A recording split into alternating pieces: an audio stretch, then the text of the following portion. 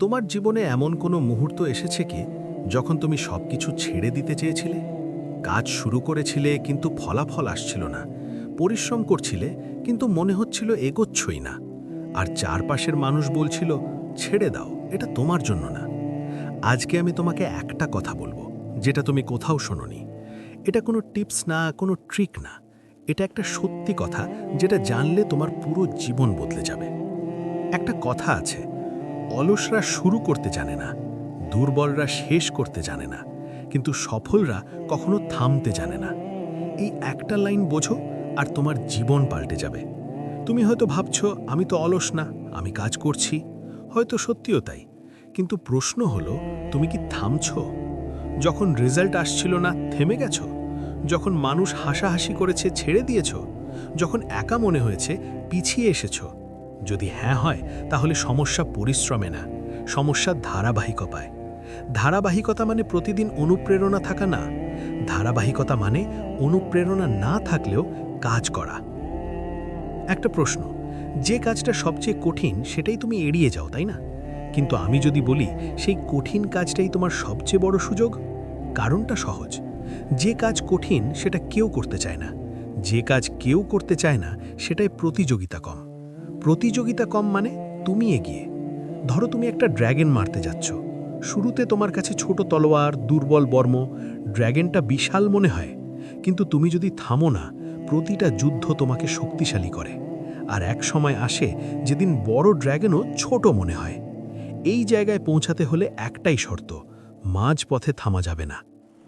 তোমার কাছে এখন হয়তো টাকা নেই, কানেকশন নেই, রিসোর্স নেই, কিন্তু একটা জিনিস আছে যেটা সবার কাছে সমান, সেটা হলো সময়। তুমি এখন যদি সেই সময়টা নষ্ট করো, মানুষের পিছনে নষ্ট করো, সোশ্যাল মিডিয়ায় নষ্ট করো, আফসোস আর অজুহাতে নষ্ট করো, তুমি নিজেই নিজের শত্রু হয়ে যাচ্ছ। শোনো, আজ তুমি যে জীবন কাটাচ্ছ, এটা তোমার গত 6 থেকে 12 মাসের কাজের ফল। মানে আজ তুমি যা করছো, সেটাই তোমার আগামী 6 মাস নির্ধারণ করবে। প্রশ্ন হলো, তুমি এই মুহূর্তটা কিভাবে ব্যবহার করছো?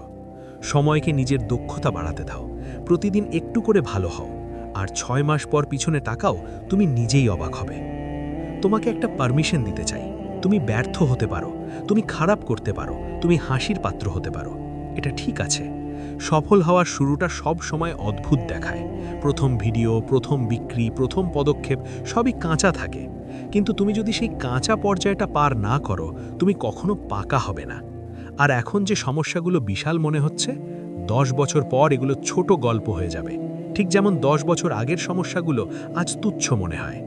ব্যর্থতা মানে শেষ না, ব্যর্থতা মানে ডেটা। সেই ডেটা থেকে শেখো, আবার চেষ্টা করো, থেমো না। সফলতার পথে সবচেয়ে কষ্টের জায়গাটা কোনটা জানো? সেটা পরিশ্রম না, সেটা ব্যর্থতা না, সেটা হলো একাকিত্ব। দৌড়ের শুরুতে সবাই বাহবা দেয়, শেষে সবাই উৎসব করে, কিন্তু মাঝের সেই একঘেয়ে কঠিন কেউ দেখছে না পর্যায়ে, সেখানে তুমি একা। কখনো কখনো সবচেয়ে কাছের মানুষগুলোই ভয় পায়, তুমি এগিয়ে গেলে তারা পিছিয়ে পড়বে, তাই তারা তোমাকে থামাতে চেষ্টা করে। শুধু সেই মানুষের পরামর্শ নাও যে তোমার জন্য তোমার চেয়েও বড় স্বপ্ন দেখে। বাকিদের কথা শোনার দরকার নেই। একা পথ চলতে ভয় নেই, কারণ সফল মানুষরা একসময় সবাই একা হাঁটত। এখন একটু থামো, একটু শ্বাস নাও। তোমাকে সবসময় বড় কোনো পরিবর্তনের জন্য অপেক্ষা করতে হবে না। আজ একটু ভালো কাজ করলে সেটাই জয়। গতকালের চেয়ে একটু বেশি পরিশ্রম করলে সেটাই জয়। একটা সমস্যা একটু ভালো বুঝলে সেটাই জয়। সুখ কোনো বড় অর্জনের পরে আসে না, সুখ আসে প্রতিদিনের ছোট ছোট অগ্রগতি থেকে। অকারণেও ভালো মেজাজে থাকার দক্ষতা অর্জন করো, কারণ মাথা ঠান্ডা থাকলে সিদ্ধান্ত ভালো হয়, সিদ্ধান্ত ভালো হলে ফলাফল ভালো হয়।